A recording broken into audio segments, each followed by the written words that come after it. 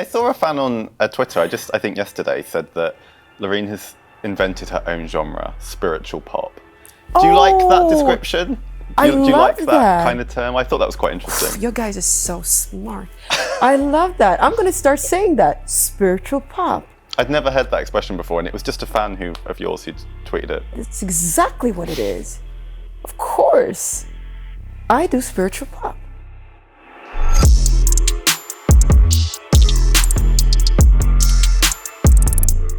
Hi, I'm Nick, and I'm joined by Loreen for the latest in Enemies in Conversation series. How's it going today? It's going great. How's it I feel to be have back? this laughing energy in me, like I just want to laugh. So there we go. Let's just get it over with. How does it feel to be back in the UK? Because you must have spent a lot of time here this year now. I have. I mean, it's wonderful. I honestly love this place, and I love it because it's so creative.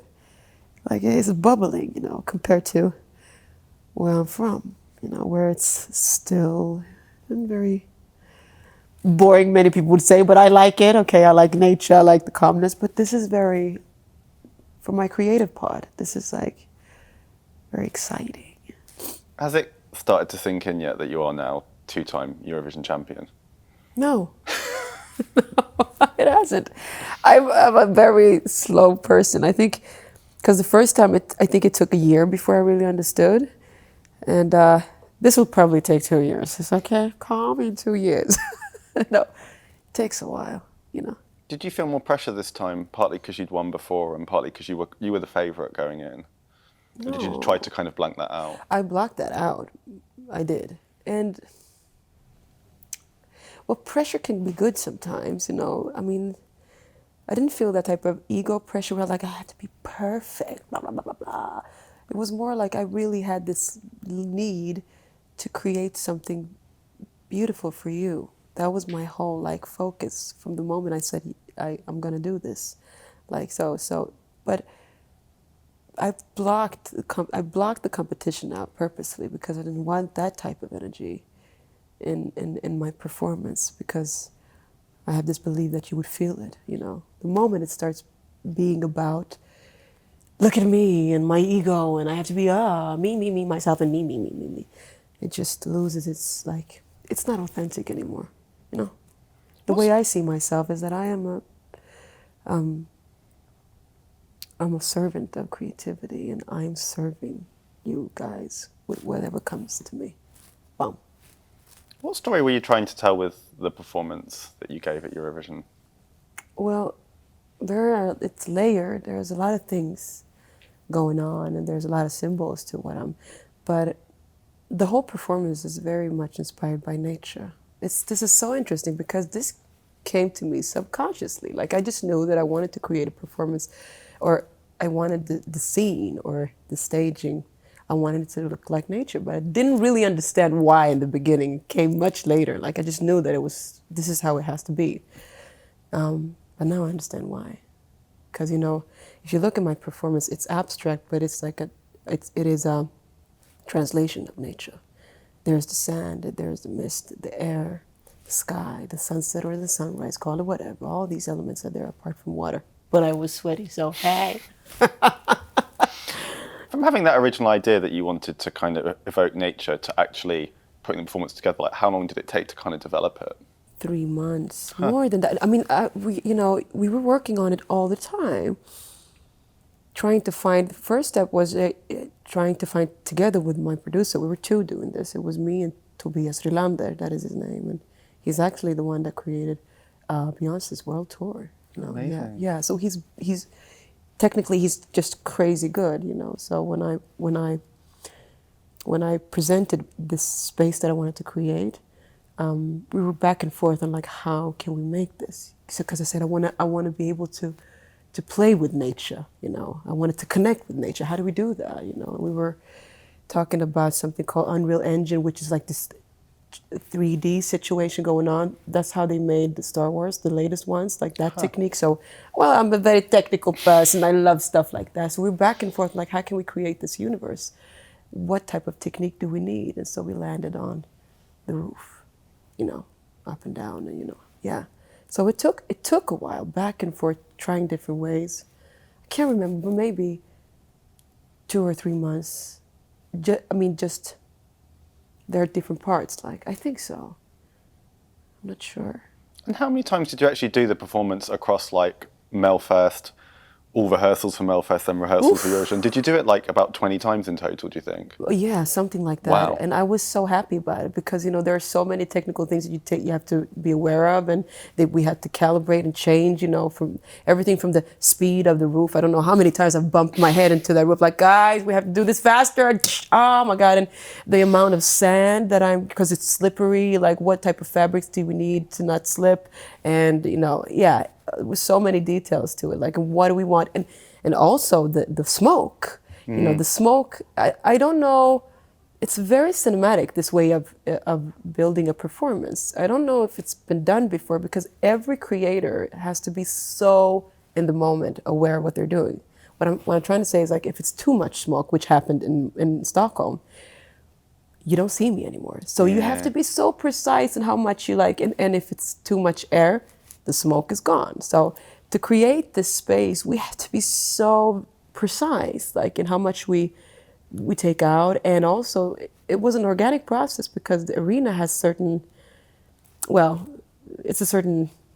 it matters that too, it can change everything, just the coldness of the arena. There are so many details to this, but so yeah, it was very interesting. It was beautiful also because all the creators, they felt like they were part of creating this world. It was not just being filming and that's it, you had to be, because everything was so organic. Sometimes I move in a certain way, then the cameraman had to be aware of it being organic. Maybe I'm not in the same space as I was before. You need to get that picture anyways, so yeah, but I love that. Did you take much convincing to go back to Eurovision for a second time, or did you just feel like with this song it was the right time? No, it didn't take a lot of convincing, but it took a while for me to decide whether I wanted to be in it. Because I'm a purpose-driven person. I need to understand before going in, because there is no in-between when it comes to me. It's either or. It's either full on or nothing. And when they asked me, I know that if I'm going to do this, it's going to be body, mind, and soul. It's going to be complete focus on this. Nothing else will exist. I know myself.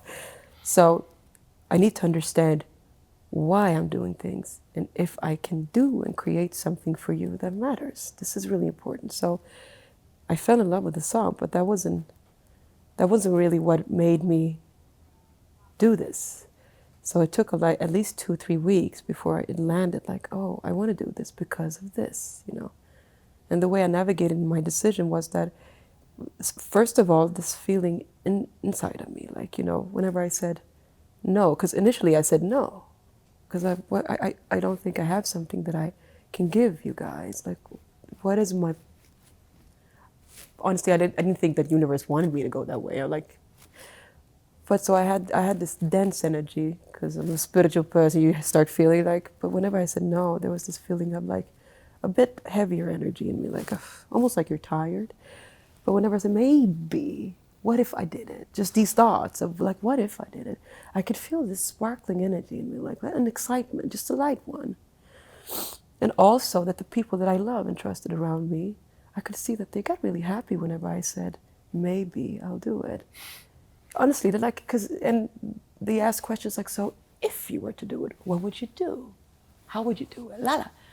And so this is how I navigated. I was like, my God, this is the universe actually, because I have to follow where it feels happy, where I feel this light energy. That's how I navigate in everything. Whenever there's dense, I leave. I'm like, no, this is not for me.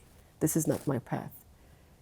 And so the reason why I said yes was that energy, and also the fact that people got happy. And I'm like, so that's my narrative. I'm going to try to create something that hopefully makes people feel this energy, like this energy of, it's okay, the world is not a shitty place after all. Something like that. True story. Why do you think your energy aligns so well with Eurovision's energy? Because Eurovision is a very specific platform. There's nothing else quite like it. Yeah. That's a really interesting question.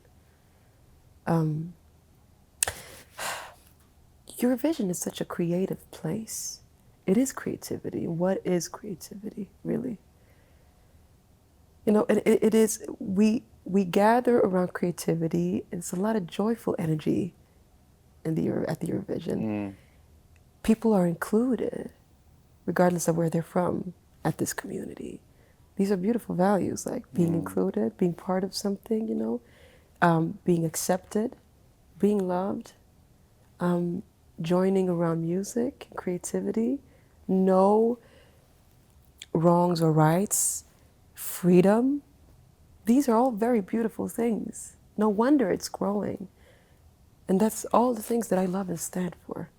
So it's basically coming to a family, like, oh, I'm back, yeah, this is home. It is home. And I love this community. And I feel it's a very important community today. It just tells a little bit about us, what we're longing for collectively, what we want to be. I think all of us want to be part, and we are part of something. We want to be included. We want to matter. And we do in this place, This journey has been one of the most beautiful things because of the connections. I was laying there on my bed of sand, connecting with people before the performance, just watching people, and we're just smiling and making fun. We were crazy. I guess that's why. The internet is kind of obsessed with your darlings.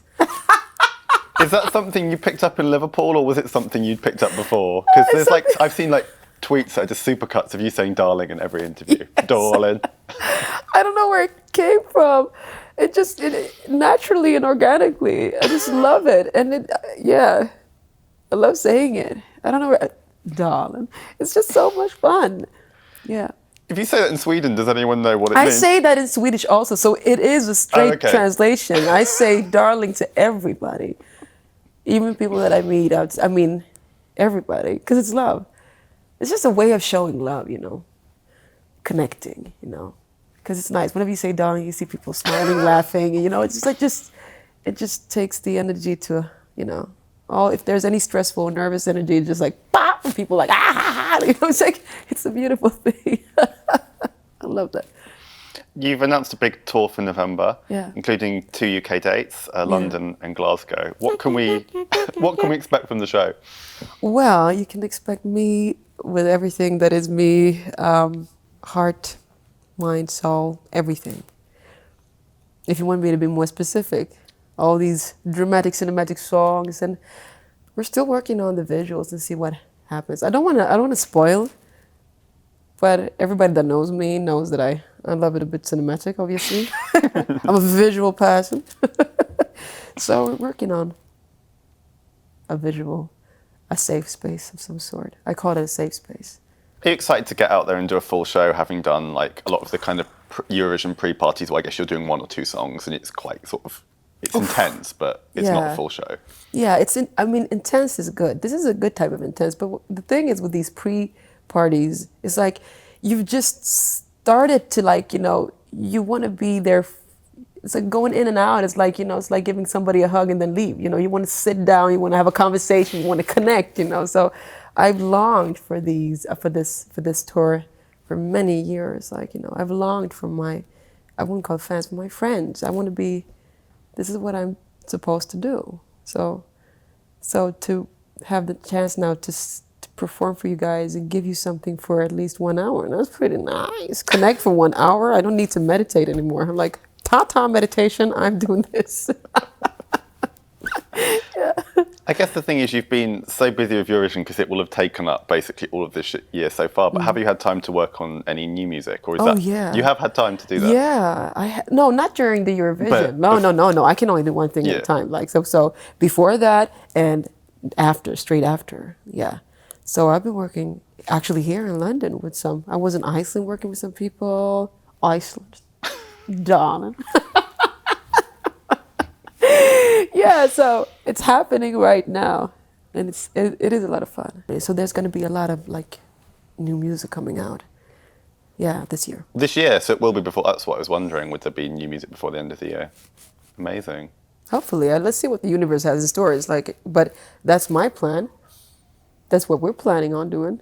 Is the aim for it to become an album eventually, or would you do an EP or something like a mixtape? I am an album person. Okay, of course, I want each and every song to have its own life, but I want it to be part of a a bigger. I like the product album, like, but it won't be an album released this year. Maybe Okay. next year.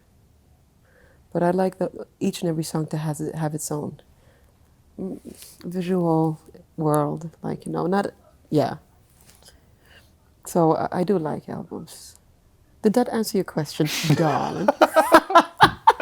I saw a fan on Twitter, I think yesterday, said that Loreen has invented her own genre, spiritual pop. Do you like that Oh, description?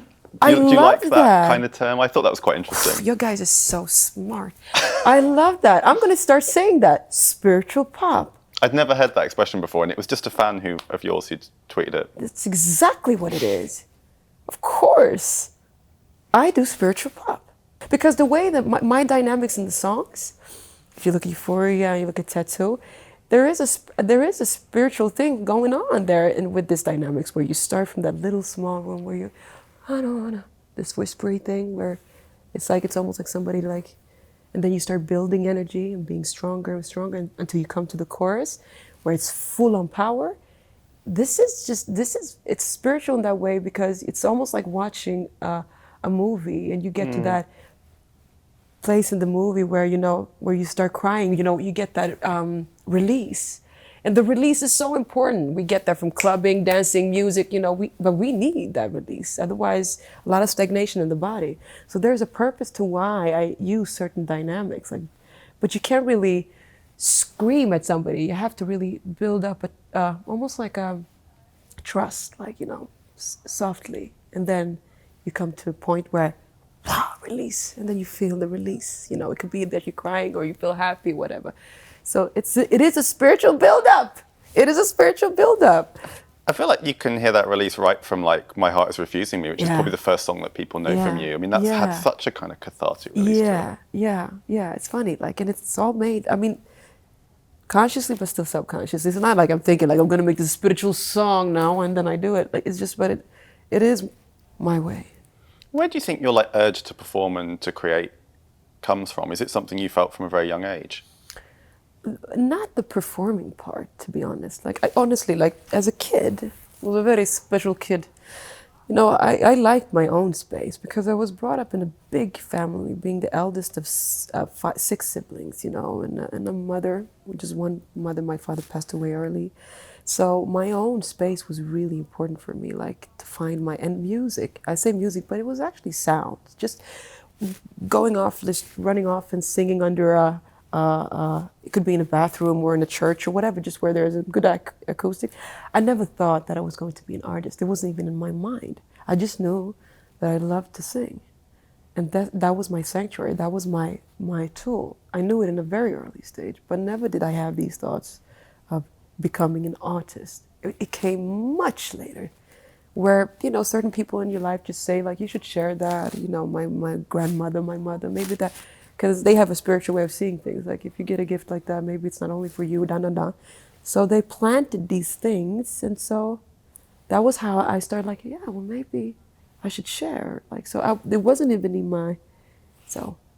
And gradually, I started to, because I was a shy kid, I wasn't the type of kid like, look at me, la, that wasn't me. So it took many years for me to build up the confidence and just like feeling, being yourself in a space where other people are, It took many, many years of practice and it was a lot of painful situations in my life just to get, it's always like that when you're afraid of something. You have to push yourself to learn how to, be free, even in spaces like that, yourself. Yeah. At what point did you think, hang on, like this is actually what I'm meant to be doing, this is my calling? Was there a point where you thought, yes, I'm on the right path now? Yeah, I knew that it was my calling, but I also knew that I had to practice. So when I got those people in my life planting these things at a very early stage, like, not being an artist, just saying like, maybe this is your tool, maybe this is what you're supposed to do.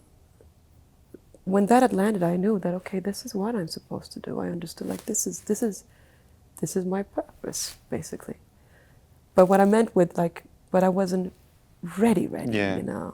So I knew that I had to create an understanding of how the business works, I need to learn how to listen to myself, my voice. I was very like uncomfortable listening to myself. Like, yeah, all these things, all these stages. Like, some people go to school and some people go to the school of life. You know?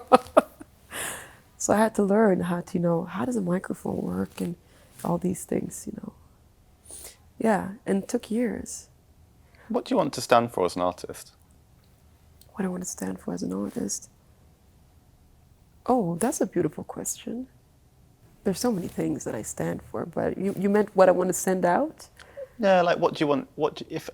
I guess another way I could say it is if people hear the name Loreen, what do you want to pop into their head? What do you want them to think when they see you or hear you? Okay. That's an authentic, real artist. That she does spiritual pop. That's what she does. She's a spiritual pop artist. We all have like this. I know I call it spirituality, but within us, and and I think it's really important for us to connect with that energy because that's where, the real you is. It's like to ground yourself. If you connect with yourself, then you realize that's where the freedom is. Feeling free. Life just gets so much easier and so much more fun and better when you're in that space. That's why I created this performance also to remind us, like, so where can we find energy? Because we've created this world, like, where we think that we have to become all the time. We have to be a certain way, accept me, see me. Like, there's like so much collecting, so much tension. Like, it's almost like we're not done. We're not complete. And we're looking to complete ourselves, but we are. And the moment there are certain places we can understand this with us. And that's why I presented nature, because nature is a place where you can ground yourself. Really, because when you're in that space, how weird it might sound, you realize, like, oh my God, there's nothing wrong with me, really. There's nothing to change. Like, I'm actually complete. Hey, and now I can go about and do my life just being beautiful and great and wonderful, because all of these things, that's me. Yeah. Well, thank you so much for your time. It's been really fun. Thank you. I feel like you should do a podcast with these kind of Really? thoughts. Yeah, like life advice. Yeah.